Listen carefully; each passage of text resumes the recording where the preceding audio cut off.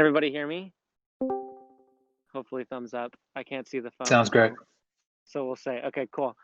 Hi guys, from all over the world, Australia, Perth. This is beautiful Pacific Northwest.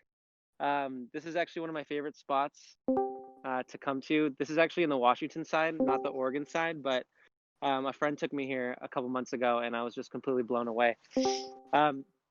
My cameraman is gonna bring the phone over and I'll show you what my favorite spot is. Give us 1 second.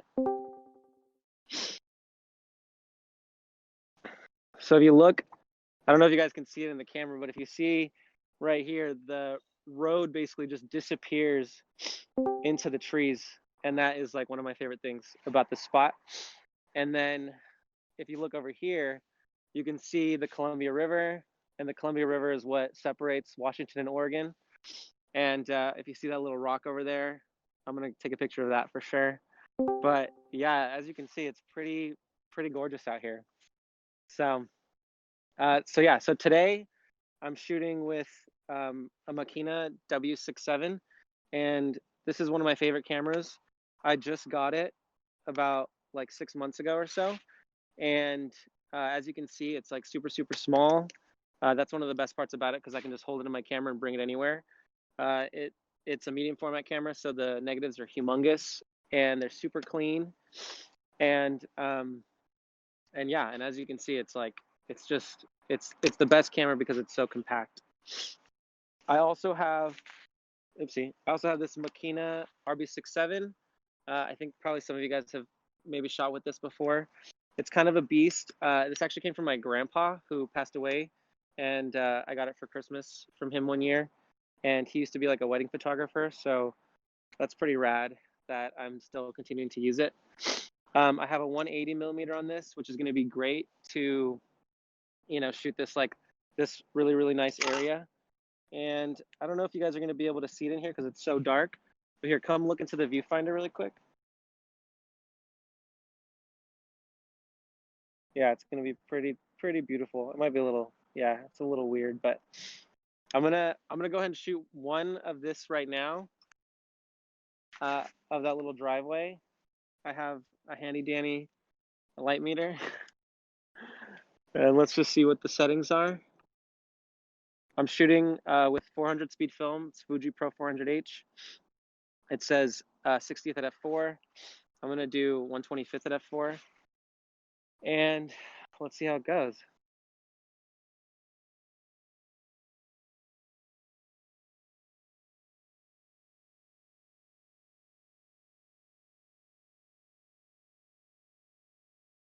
You always gotta take this out, I always forget.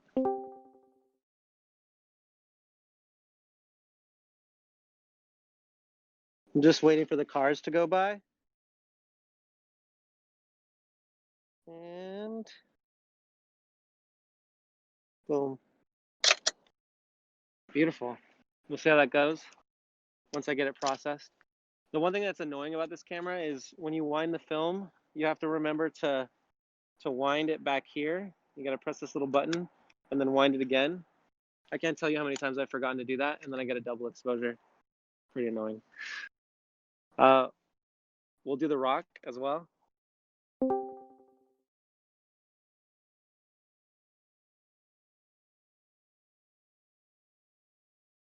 Let's just meter, just in case.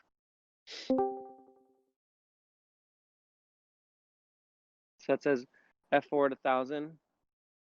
This camera only goes to 400, so I'm gonna do f8 at 250. And if you guys didn't know, f8 is the sweet spot of lenses. So whenever they manufacture lenses, f8 or f11 is like the premium, quality of the glass. So this is going to be perfect for this shot.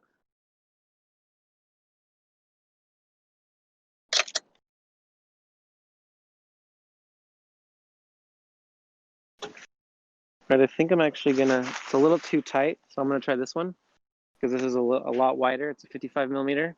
This one has a meter built in. So gorgeous.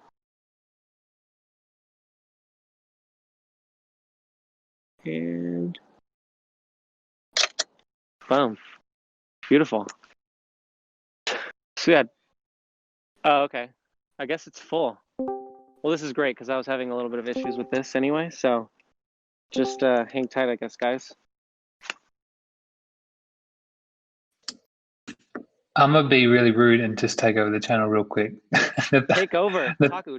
Take over, dude. Hey man, you're doing great. I'm very relaxed right now. I wanted to know what makes you decide which medium format camera to use. Is there certain things that because you've got a few and you got two Makinas, I believe. What Yeah, kind of I do. what are the rules for you in terms of like I'll use this here or I'll use this at this occasion? Well, for one, I accidentally forgot my my other Makina at home. Um, How and dare that you? one has, I know, seriously. So that one's an 80 mm lens, and it would have been great for this, but specifically, like I wanted to get close up on the street and the trees around it, and this is like the only lens that I have that's longer than 100 mm. So that's the main reason why I was using this today. I have I do have one other medium format camera. Well, actually, I have a couple more. I have a Pentax 67, which I know a couple people in the group have as well. And I left that one down in LA because I thought that I was just going to use this one more. And that one I have the like 120 mm lens, which is great. That one though is so hard because it's so heavy and the shutter is so loud that it's very difficult to keep it still. And I find that it's really difficult to get good focus on it. So I tend to not use that camera as much. Um, and then I also have a Mamiya 6, which is a square format. And I've been like, ever since I got the Makina, I've been falling in love with the 6x7 format. So I'm kind of like transitioning from using the square format to doing all 6x7. So that's why. Amazing. Yeah. Are there any other questions that anybody has? And no worries if not. I'm gonna try taking this shot one more time.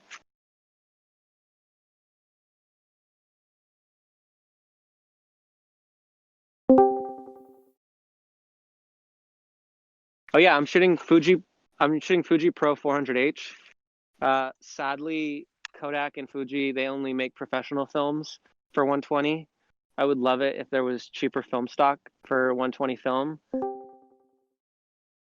My favorite film stock is slide film, and it's, well, actually it depends, but the slide film Fuji Provia 400X, which is like basically impossible to get anymore. That was my favorite film stock for a really long time. I still have like 35 rolls back in my fridge at home that I'm like not gonna use until I'm really ready. Um, Before that, my other one was Fuji Pro 800Z, which was an 800 film stock made by Fuji. They don't make it anymore. There's one photo that I posted a while ago in the Discord, and it was like this double exposure at this like abandoned warehouse, and there was like lights. That was with that film stock, 800Z, and yeah, it's nowhere to be found anymore. But I would say Kodak Portra 160 and Fuji Pro 400H. Those are like the two film stocks that I use like religiously. I'm personally not the biggest fan of Ektar 100. I just don't really like the color of it, but I know a lot of people really stand by it. Hell yeah. All right, let me try getting this shot one more time, and then we'll be good.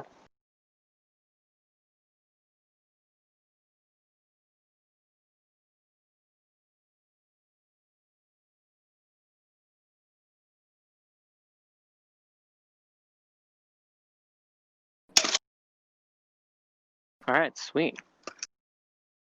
Again, I gotta remember to press this button or else I'll do a double exposure. It'll be all bad.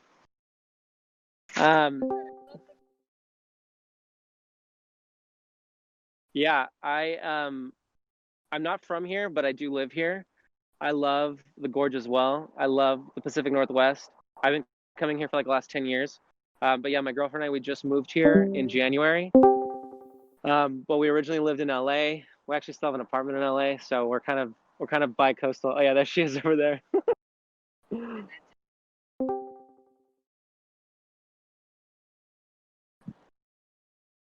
No, yeah.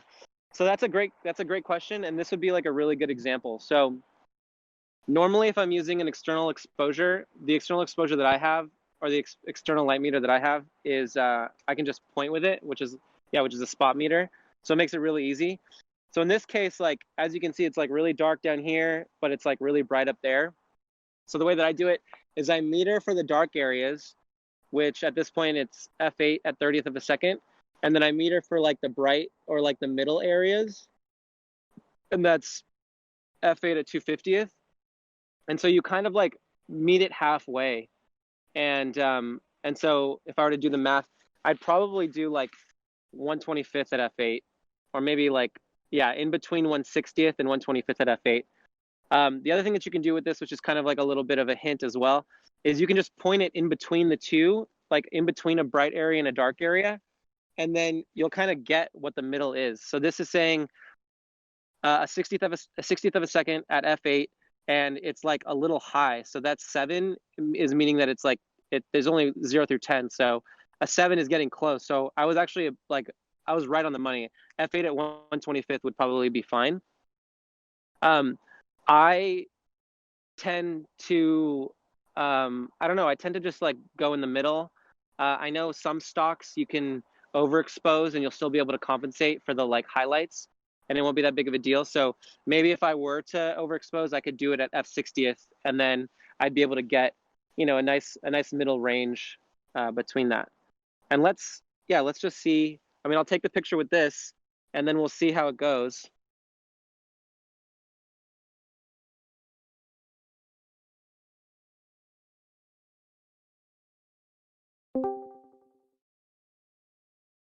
Oh wow! All right, hell yeah.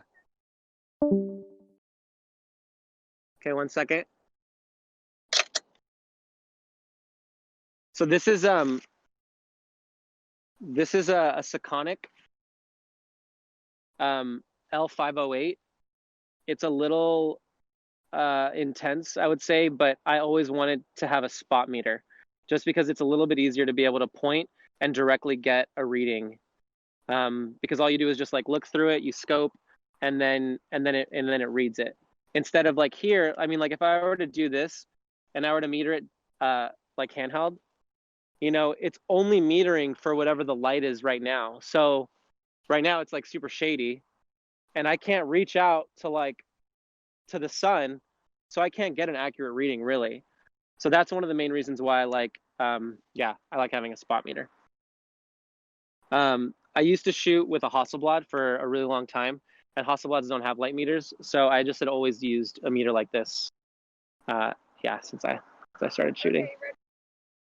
Okay, another cue.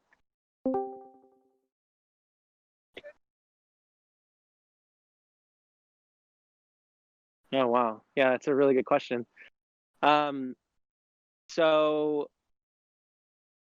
yeah, I'll give you like an example. So a few years ago, I was for Thanksgiving, I went to Sedona. My mom loves going to Sedona every year. And Sedona, if you guys haven't been there, it's totally amazing, completely beautiful. And and on the hike, I had like, this is really stupid, but I had put my water bottle on the strap, and then the strap was like grinding down the little holder for it. This is on my Mamiya 6. And then like as we were hiking up, it just like broke, and then the Mamiya fell, and like I broke the lens, and then I broke the camera, and it was totally like super super sad. And the next day we did this hike, and it was like a 6 mile hike, and basically we hiked up in between these two mountains, and it was winter, and so all of the leaves were changing. It was like super pink and super orange, and I didn't have my camera on me. So the number one thing to prepare when you're going on a hike is don't break your camera, and always bring it, for one. But as far as like composition goes, I think like generally I tend to like look at patterns, and I tend to think about like what the frame is going to be filled with. So for example, if we were to look at this right here again, and I don't know how much you guys can see, but that's a road that's going deep into the trees. And I've already shot this with my other Makina, which is an 80 millimeter. And the 80 millimeter, you're still getting a lot of up here, which I didn't want. All I wanted was the trees and the road, so that it looks like the road is just disappearing into the trees. And I know that I can just visualize it before I even look into the camera. And that is actually like one of the only drawbacks I would say about having these Makinas, is that they're just one lens. So this one, is a 55 millimeter lens, so it's like really wide. The other one is an 80 millimeter lens, so it's like kind of like a portrait lens. But for something like this, because it's so far away, I need a longer lens. And I knew I was coming here, so that's why I brought this camera, because I knew I wanted to shoot that spot. The mechanics of the Makina for those who have never Yeah, for sure. Okay.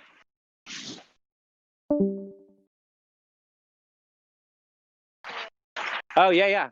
I think the Pentax one that you're referring to might be a little large, so I would maybe recommend the Sekonic just because it's a little smaller. Okay, so the mechanics of the Makina.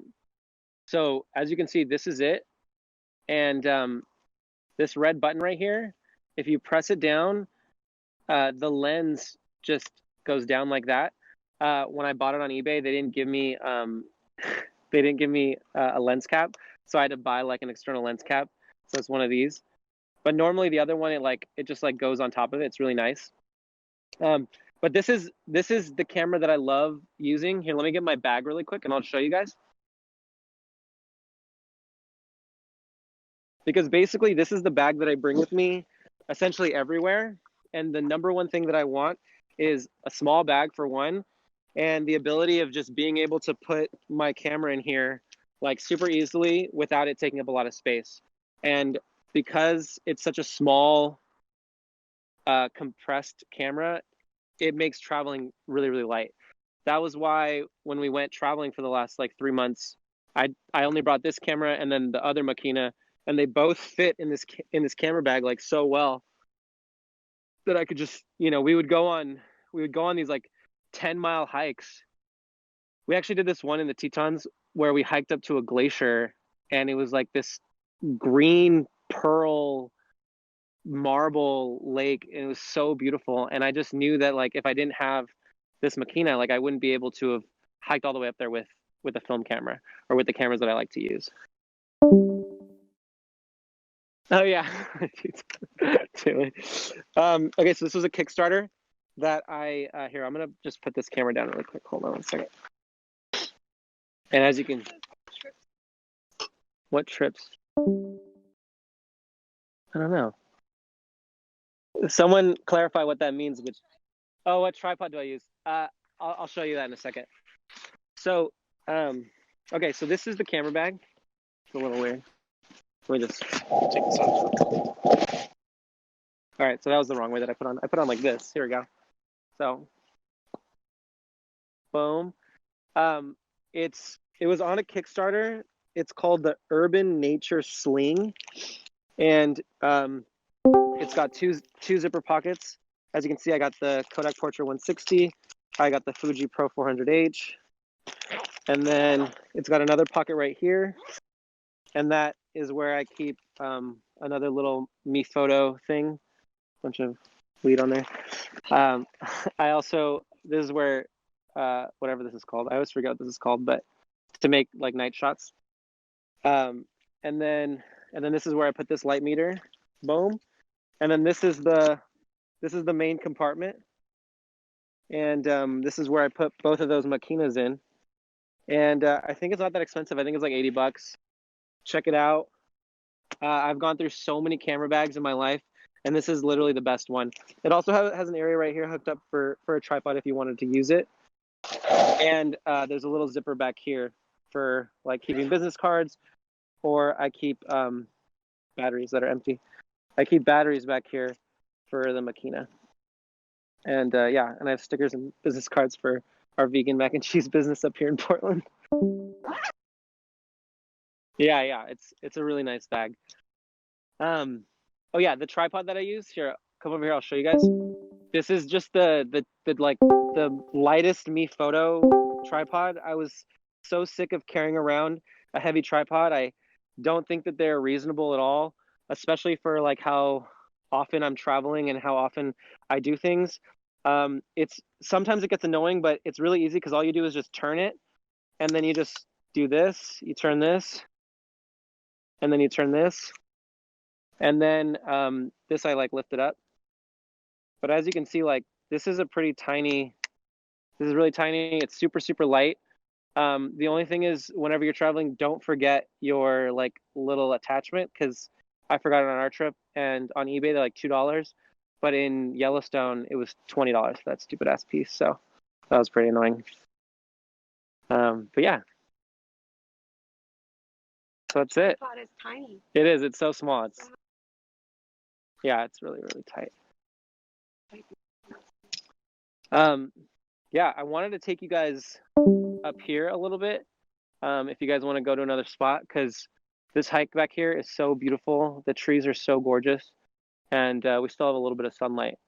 So if you guys are interested, I would love to go for a walk with you. all right, yeah, let's do it. Here, let me just grab my bag.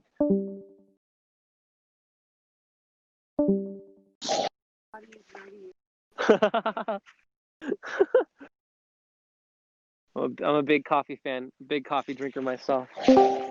Sarah, do you mind? While Nathaniel is just getting his gear together, I thought I'd just pop in and say what up, and just say for all those that are trying to get on, but because of the Discord limit, apologies for that. We'll work that out for the next one. But yeah, I'm really enjoying this. I hope you guys are too.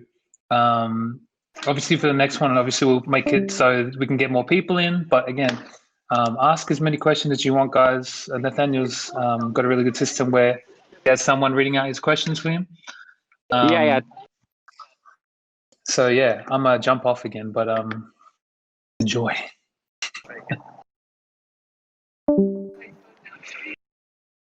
Yeah, it's a little muddy here, so that's why we're struggling up the up the hike.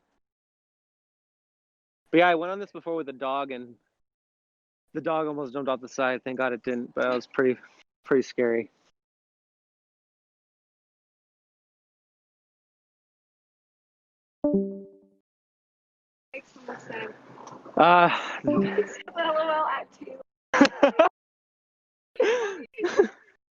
This hike's 7.5 miles. We wanted to do it, but then yeah, we decided not to do it. It was either this spot, or I actually didn't know I don't know if you guys have ever seen the movie The Shining, but the hotel for the exteriors of The Shining is like an hour away from here. So we were thinking about maybe doing that too. You tried large format. I have not tried large format yet.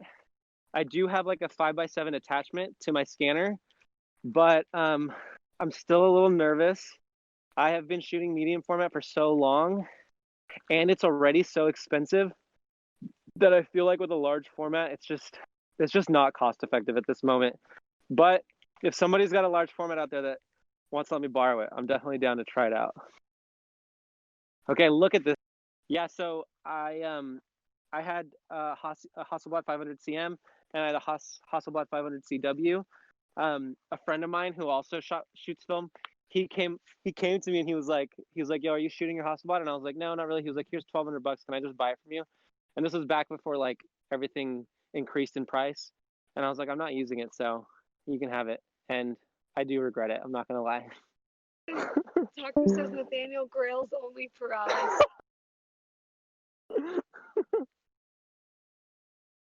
All right, so like in this instance, I would definitely like probably not use this camera. I only brought this just for that one spot. But this is just too gorgeous.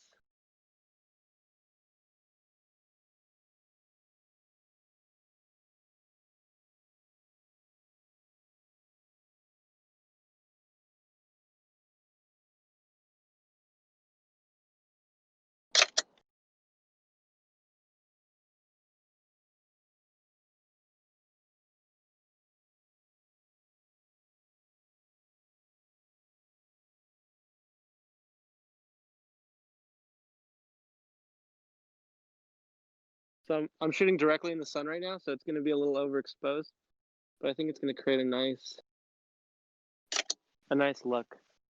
We'll see. Hopefully. That's one of the things about shooting film, as you guys know. It's like, who knows? Hopefully this stuff is good. I mean, all the cameras make me look like I know what I'm doing, but maybe when we see the pictures, we'll see that it's all shit.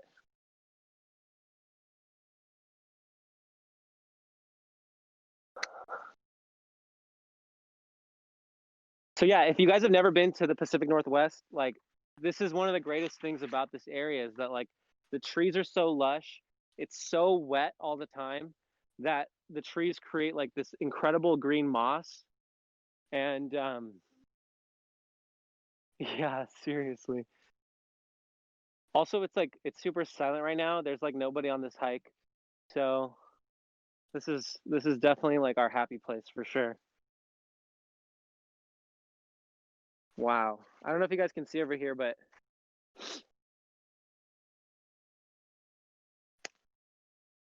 so to talk about the composition question earlier, this is a little bit off the trail, but like I wanted to make sure to be able to see like the orange leaves, you know, in the shot. And whenever I'm shooting trees, I always try to like fit the trees in the composition so that nothing is like being cut off. I feel like composition is so important and you can always tell when something's not being fit. I really am into symmetry. I love symmetry.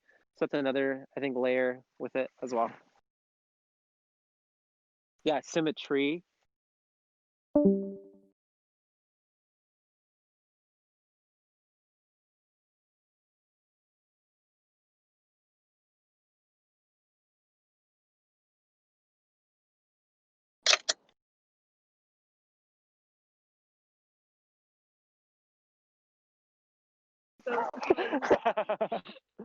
I know, right?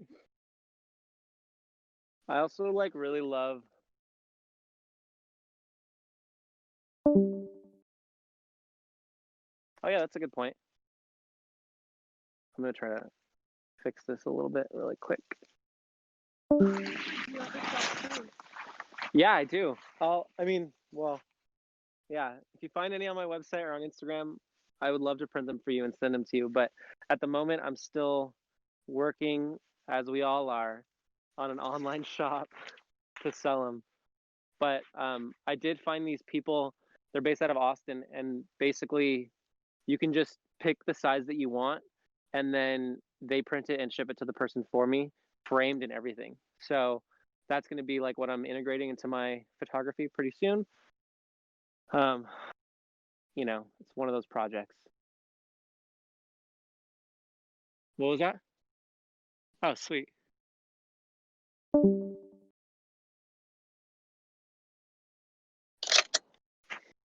Another one of those projects. No, yeah, I am. I just I run a company with my girlfriend called Avocado Mama that takes up a lot of time. And then I also do web design as like my other job. So that also takes up a lot of time. Neil, this is the biggest compliment you're ever going to get. This stream feels like those clips Spike Jones did for Frank Ocean at a couple of his shows. Holy shit. Wow. Dang, thank you guys. Yeah, Frank Ocean's definitely one of my favorite artists. Oh, that means so much to me. Tucker says so Portland in a good way. I know, right? Damn. Yeah, Frank Ocean. Seriously. Frank, if you're on the stream, what's up, dog? Actually, I have another Instagram called Summer's Faded, and that was the whole idea because yeah, I feel like Frank always sings about how like, you know, he's like growing older and you're losing out on like your childhood and you look back at everything like with nostalgia. And I always felt like Summer's Faded was such a good name that kind of described what Frank's music is all about. Anyway.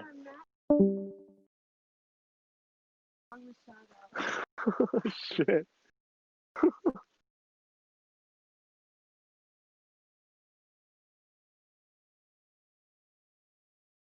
I know, seriously.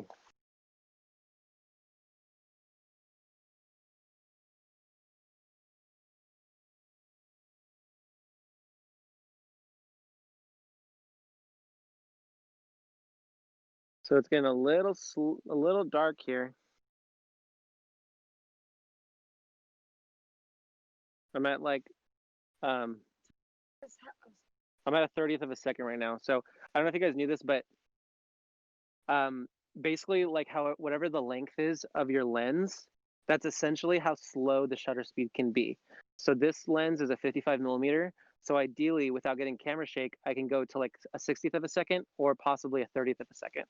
But if you're shooting like a 150 millimeter lens, it's really difficult to get non-shaky photos if you're shooting at anything under 1/25th of a second. So I tend to like try to push it. So I'm at a 30th of a second. Sometimes I even go down to a 15th of a second, just handheld. Photos, man. Sorry if you covered it.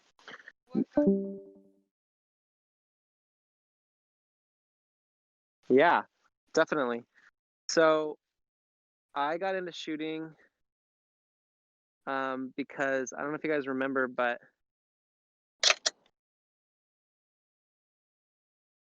and then whenever I shoot at like a 30th of a second, I always hold my breath too. Just like if you're shooting a gun, that's what they say that you do. You hold your breath and then it, I don't know, makes it better, I guess.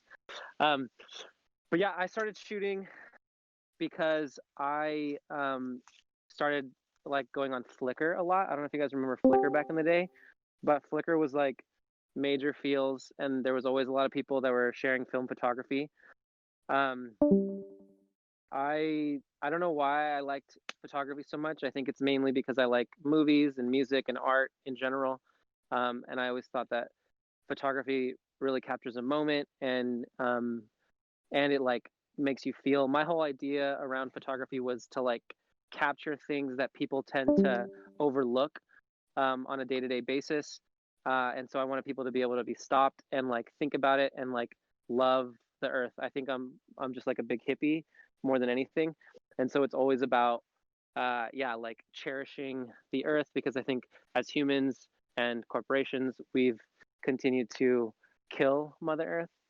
um, but yeah, and so I started shooting, and I just love film photography. I've done like uh, some or a lot of paid work before as well, but I never really wanted it to replace like my art. I didn't want my like work to um I didn't want photography to be like the thing that was driving me to make money, because then you're like constantly hustling and constantly trying to like do the job for somebody else. I would rather create like artwork and photography that is something that I would like to express. Um, but you know, if the right client came around, I would obviously work with them, you know, of course. Um, but yeah, I would just say the main thing is like find artists that you like and just copy them, because that's all that I ever did. I just found photos that I knew that I liked the look of, and then I would just like look at them a lot, and then I would go out and I would find things that looked like those photos, and then I would start creating them, but just based on my own vision. And then you just start to see compositions, and you see it's just like, I don't know if any of you guys skateboard, but like it's just like skateboarding. Like you look at a ledge and you think that you can do a trick on that ledge, and that's exactly what photography is. You look at something and you know that you can just capture it in a really, really beautiful way.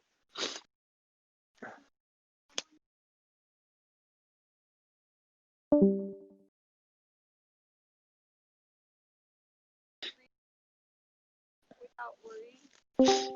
That's a really good question. Yeah, that is what I'm doing. So over here, I'm shooting into the trees where it's like orange and yellow with the foliages, and I'm not shooting it into this area over here where like the sky is like basically completely blue, because yeah, you're right, it does kill it, and you have to be very particular about the shadows, and you have to be very particular about, yeah, what you're exposing. Usually I tend to like it when it's like a little bit more moody and it's a little bit more foggy. Obviously, like today is so beautiful anyway, even with the clear skies. I like couldn't believe how clear it was today for this shoot. But yeah, yes.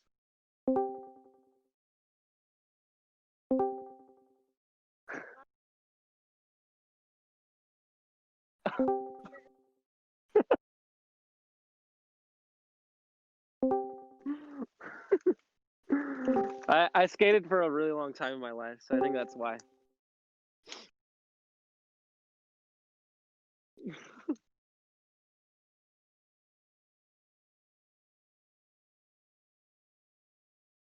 Oh shit.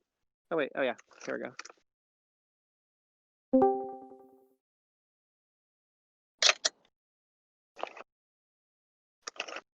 All right, so that roll's done. Should we maybe try a portrait of Taylor? What do you guys think? Let's do it.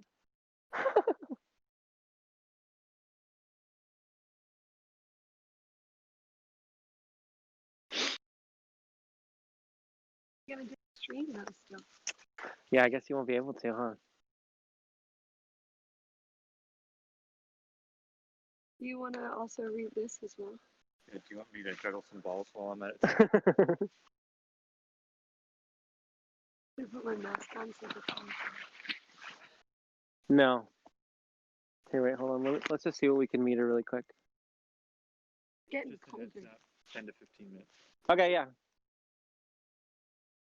So, yeah, it's pretty dark here. But let's just try it. I think I can do like, I wish there was like another shadow. Let's walk over this way.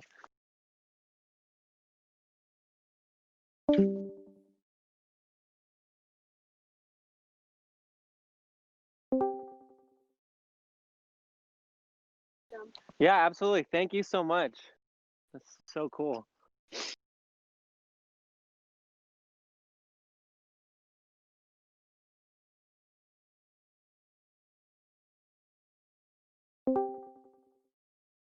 Touch base after. Oh yeah, okay, down. Any suggestion? Because this camera, as much as I love it, I don't know. There's some annoyances about it.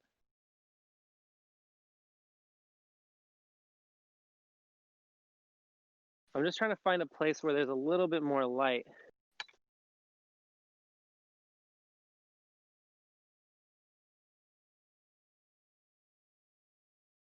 There we go.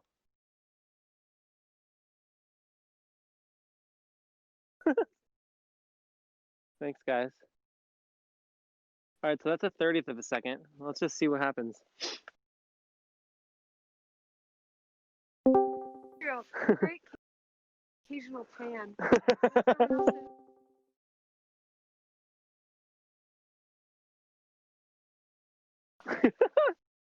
All right, Taylor, come right here if you can, and we'll see what we got. Betty Boys. That's your nickname now. A little bit Andrew. further back, maybe, if you can. Yeah, we're just trying to get you into the light, so maybe one step. Yeah, there you go. Perfect.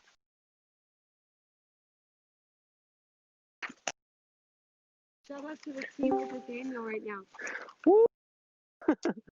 Roommates for the win. Feels like film, camera, YouTube, but in real time. LMAO. I know, right? All right, so this is a 4.5 lens. Yeah, let's see.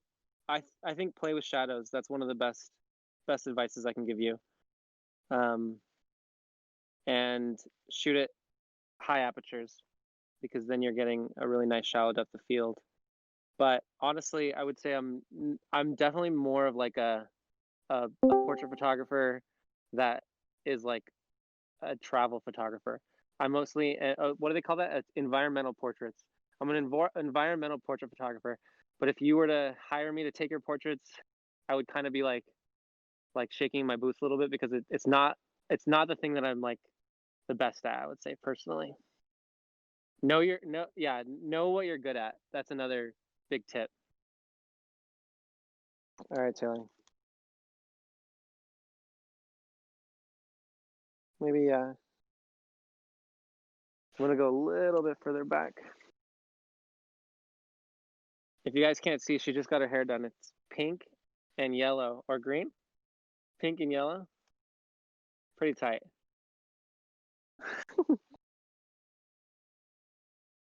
Yeah, just like that, Taylor. That looks perfect. One. And always be in focus.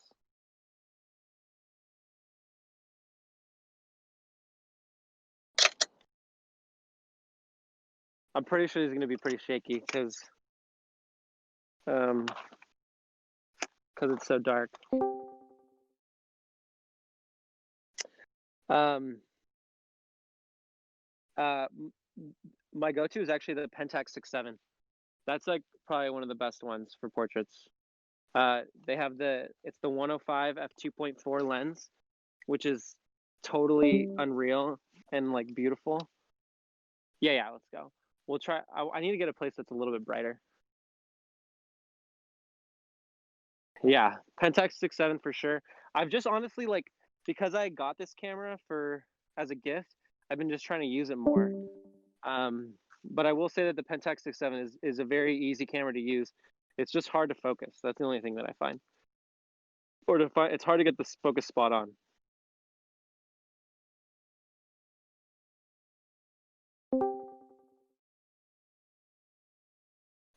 Focus is so hard. Yeah, totally. It's so hard. It's annoying actually. But I haven't posted these pictures yet, but I did a photo shoot with a friend of mine a while back with the Pentax, and the photos were like absolutely gorgeous. And I was so impressed. And I actually had, I think, like a 75mm on it as well, and those shots came out so gorgeous too. So I'll drop them into Discord when I get back home, because I think you guys will like them.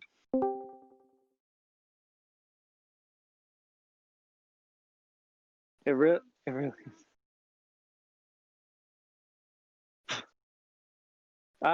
No. Oh yeah, let's go to this one spot that's over here. So that's a great question. And I still have like 2 backs at my house, and I have the 80mm f2.8. But the body I sold because my friend came to me and he was like, "Yo, are you using this camera? If you're not using it, here's $1,200. Let me just buy it from you right now." And I was like, and I really wasn't using it because I was using a Mamiya 6 instead. That was like my new camera. So I was like, "All right, dude, just take it." And I mean, the cool thing is I could always just get another one. You know, that's one of the great things about eBay, is that cameras are so cheap. Also in the chat earlier, someone said that they still use trading, all that kind of stuff. Oh yeah, okay, that's a good idea. Also, Facebook Marketplace has tons of really good equipment. It's pretty reasonably priced as well. All right. I wanted to take you guys to this other spot, and this will be where we get like maybe the last portrait. Closing your eyes. Yeah, like this thing.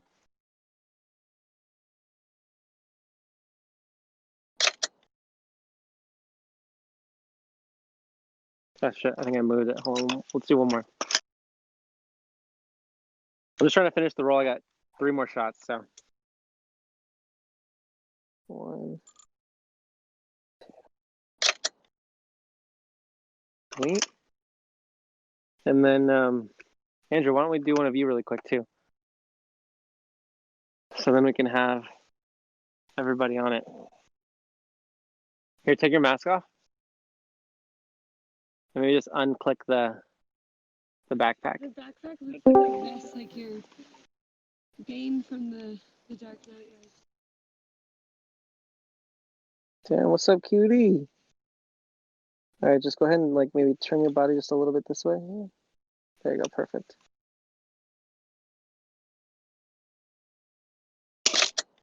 Sweet. My hands are cold. Turn sideways. I'm just gonna get your hair. Yeah, the other side. There you go. Andrew just cut his hair, guys.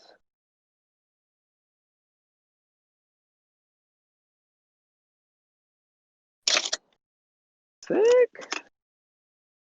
All right, and the last shot. Let's just do it to this tree.